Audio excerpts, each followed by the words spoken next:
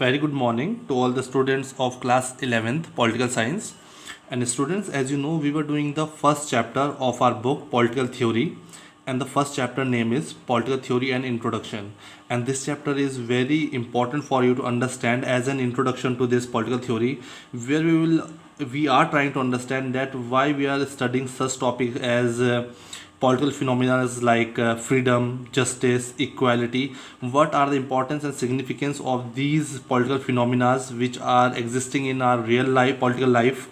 And also, we have understood the meaning of political theory, like we knew about the political thinkers who have concluded these theories which are still existing in our current day. Okay, then in the last video we had studied about the meaning of politics and why it is so important for us and why people have started taking out the negative perspective of the side of politics. And we also saw why it is so important and government is a part of the politics. And today in this third video we will do what do we study in political theory. So what are the things we are exactly going to study under the political theory? As in the first video we had just seen the meaning of political theory and what was its importance, but today we'll see what are the things or what is the content that we study under political theory. So let's start this. So as you can see, this is a very interesting chapter. I can say from this part it is very good if you will understand. And it is very important for you to read your NCERT books as I am doing it here. You must go after this video, you must read your chapter once. It will be very much clear to you. If you look around us, what we see would be movement, development and changes. If you look around you, like in the as you were in class 6, then you came to 7, 8, 9, 10, 11. So this journey of your 5 to 10 years, you can see lot of movement, developments and changes around you. Maybe around you in a political manner, in an economic manner, in your society, in your friend circle, within your schools, you will see a lot of changes, movements and developments. So this is a part and parcel of life where we see which is not static, it is dynamic, which keeps changing. So but if you look deeper, we would also see certain values and principles that have inspired people and guided policy. So but if we have a deeper look into what are the movement, development and changes around us, so they are guided by some values and principles. So whatever we are doing, whatever is our lifestyle we are living, our daily routine, those things are somehow, we can say, certain values and principles are related to them that have inspired people and guided policies. So there are various policies in our society for the collective growth and development and security of the society. So there are various values and principles which inspire people and guided policies. Like if I see, for example, ideas like democracy, this democracy which is existing in our real life, and this is a very broad term, democracy, which has a lot of importance in our life. Democracy, freedom and equality, they have not exactly come like we have started having democracy, freedom, equality, but behind these broad political phenomena we have certain basic values and principles attached to these. Okay, so when we talk about freedom, so lot of values and lot of values and principles are related to these freedom, equality and democracy. Or when we talk about justice, okay, different countries may try to protect such values by enshrining them in the constitution, as in the case of American and Indian constitution. So as we talk of equality, why this equality is so important for us, that we have included this equality in our constitution. We want, why? Because we have seen in our past, when we were under the British colony, we have seen we did not get any representation in the government. We were treated like slaves, we were not having any freedom, no equality, we were discriminated, we were like slaves to them. So we had no right in political system, economic system, or we did not get even proper education. So these were the circumstances from where we learned that equality is so important, freedom is so important for every human being to live a healthy life. We also knew and understood the importance and meaning of democracy. Today as a citizen, we don't understand the importance of democracy, freedom and equality. But just imagine the time period when we were a colony and we had to do whatever the Britishers told us, as they were like we can say autocratic government who used to rule on us. So These are some of the political phenomena. Those have come from the past experience as well, so they are somehow related to our values and principles. We have certain values, principles, uh, uh, according to which we want, and we all have always thought that there should be freedom and equality for every citizen of India. And since these are so important, democracy, freedom, equality, justice, and many more, these political phenomena are so important for every individual. That is why we have enshrined these, we can say, these principles and values in our constitution, same like America and Indian constitution.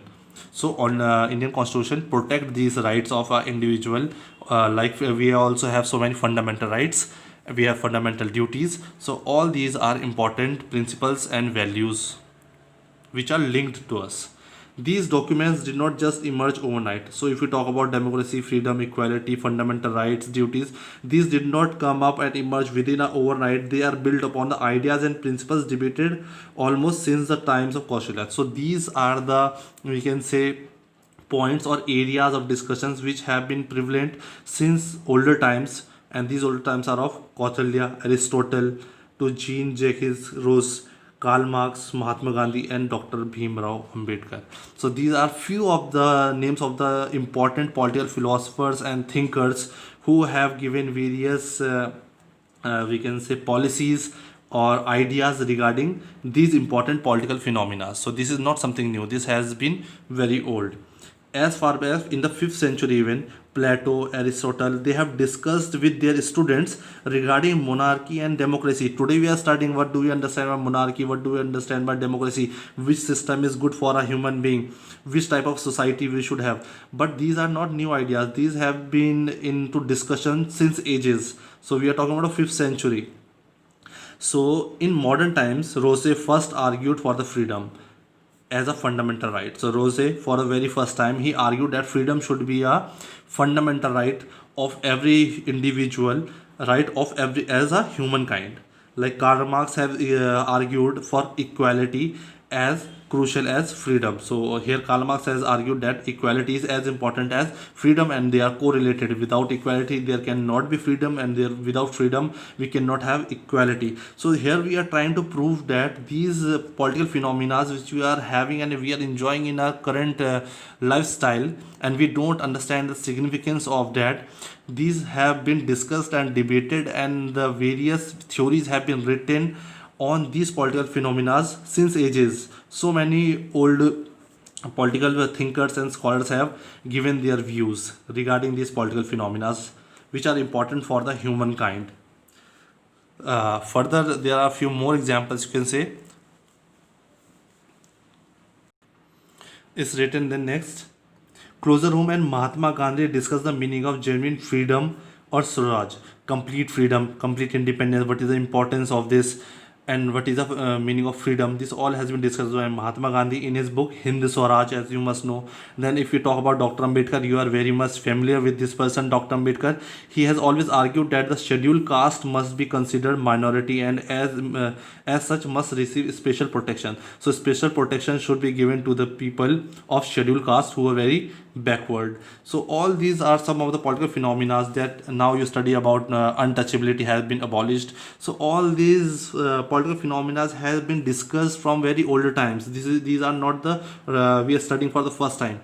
Practically, we have studied all this in our first book, that is Indian Constitution at Work. That is a practical based book which we are living a life like that presently. But political theory is a book that from where these political phenomena have emerged out. Okay, so these are some of the examples. The ideas find their places in Indian Constitution. So if you see about freedom, equality, fundamental rights, justice, democracy, all these important elements have found a place in our constitution. This is because constitution is only the document which can protect all these phenomena. Our preamble enshrines freedom and equality. The chapter on rights and Indian constitution abolishes untouchability. You all have studied this. Okay. So I hope you have understood the idea behind giving these many examples. Okay. Moving forward after the examples, political theory deals with, so if you see the definition of political theory as you have already done in the first video, political theory deals with, now this is a very clear definition for you which you will be able to understand. Political theory deals with the ideas and principles that shape constitution, whatever the principles and the political phenomena we have under constitution, those so political theory deals with ideas and principles that have shaped our constitution, governments and social life in a systematic manner. So whatever is written down in our constitution, whatever provisions are there in the constitution, the functioning of our government, the division of powers, the social life, society, whatever functioning is there of our society in a systematic manner, that all the ideas have come up through the political theory. So all the principles are based on the political theory. It clarifies the meaning of concepts. So political theory clarifies the meaning of concepts such as freedom, equality, justice, democracy. So if you have any confusion regarding these political phenomena, it is made clear by the political theory, secularism and so on. It probes the significance of principles such as rule of law. So if you will see, political theory also explains that what is the importance and meaning of such terms. Rule of law, why there should be rule of law, that is equality in front of law. If you are president or if you are labor, if you have committed a crime, the laws and the punishment will be same for both. So this is important function of our society, to work it in a systematic way.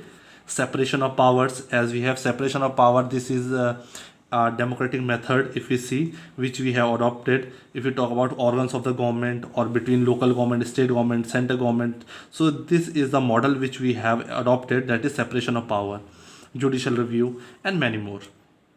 This is done by examining the argument advanced by different thinkers in different defense of these concepts. Though Rousseau or Marx or Gandhi did not become politicians, their ideas influenced generations of politicians everywhere. Although Mahatma Gandhi, Rousseau and Marx, they were not the politicians, but whatever their political theory they have given, whatever ideas, principles they have given, they have guided generations of politicians everywhere around the world now. Okay, so here we are trying to say it was not very important for every political thinker to be a politician. There are also contemporary thinkers who draw upon them to defend the freedom and democracy in our own time. Besides examining the argument, political theories also reflect upon the current political experiences. So here they are trying to say that once we have given a political theory regarding some political phenomena like freedom, justice, secularism, or equality, it does not mean that they are static. With change in time, change in situation, change of places, communities, societies, the meaning change. Okay, it cannot be implemented as in one place, same to same it cannot be implemented at other place. Various challenges are coming up and we have to tackle them, although the basic idea will remain the same for equality, freedom, justice, secularism, but there are few changes that how we have to implement or bring into force these political phenomena at a particular place. So same thing has been explained here which I have told you just now, but it is all relevant to us how we are not ready achieve free, how we not already achieve, have we have not already achieved freedom and democracy. We have already achieved freedom and democracy. While India is a free and independent, question regarding freedom and equality have not ceased to cope up. It does not mean we have got freedom, we have equality in our constitution. It does not mean that we have no work to do. Everyone has got the freedom and equality in our country, as we have a very diverse, we have a lot of diversity in our country in every sphere of life, language, caste, profession, language, everything. So this is because issue concerning freedom, equality, democracy arises in many areas of social life, and they are being implemented in different sectors at different places. This, as I told you, freedom, equality, democracy, it does not mean it is in the constitution then it is equal for everyone. It has to be implemented in different sectors, in a different places and in different manner. For instance, for example, we are taking through equality may exist in political sphere. Maybe you are giving political equality to everyone is having a right to vote, but on the other hand you are not giving equal right to the same person in terms of economy. He is not getting the job opportunity. Maybe he is being discriminated on the basis of his caste, language or his profession or his family background. So we cannot say that if someone is having a political equality, it does not mean he is having a economic equality and he is also having a social equality. So these things are dynamic and keep changing. That is why in every day, every step we see in the news channels, media, new challenges are coming up relating to freedom, equality, justice, secularism. Okay, people may enjoy equal political rights but still be discriminated. So for example, we can say people are having equal political rights, all are voting, all have the right to vote, but still they are being discriminated on the basis of society, on their social background, social status, or their economic status.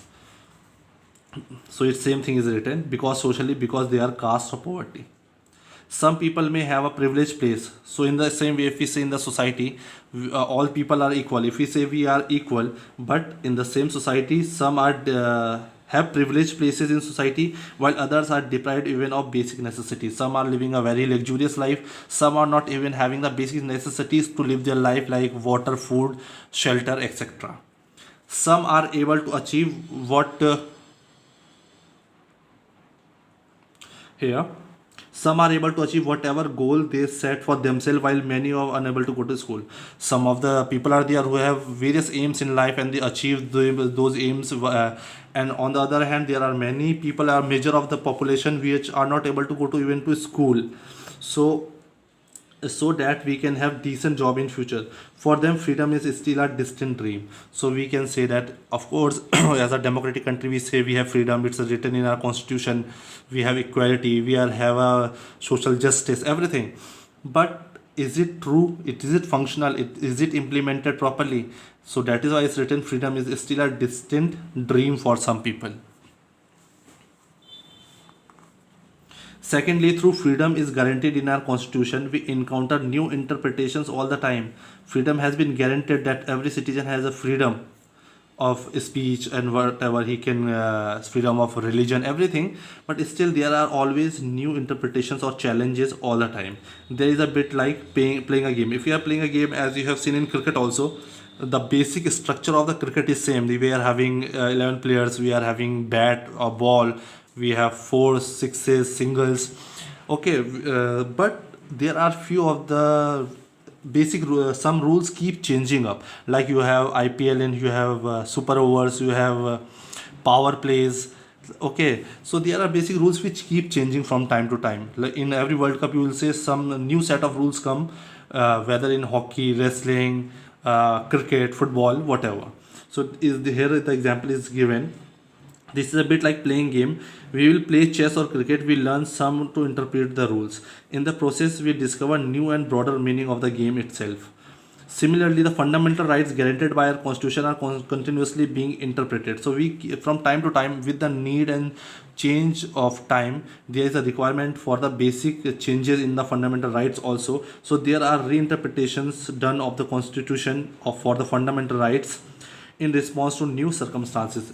As the new circumstances, new challenges will come in our society, accordingly we will have to mold our fundamental rights, which will be good and applicable for all the people in our society. So we can say that these political phenomena are not static, they have to be dynamic, they have to change, the meaning has to be changed, and the meaning is explained by the political theory. Whether we talk about the past or we talk about the present, political theory has always played an important role to explain the meaning, idea, principles behind these political phenomena. For instance, the right of life has been interpreted by court to include. So there are various examples given regarding the same. You can read in your NCERT book. Okay, same as I have explained. So the third important point is here. As our world changes, we may discover new dimensions of freedom as well as new threats of freedom. As the world has been changing with the changing phase of time, there is a change in technology.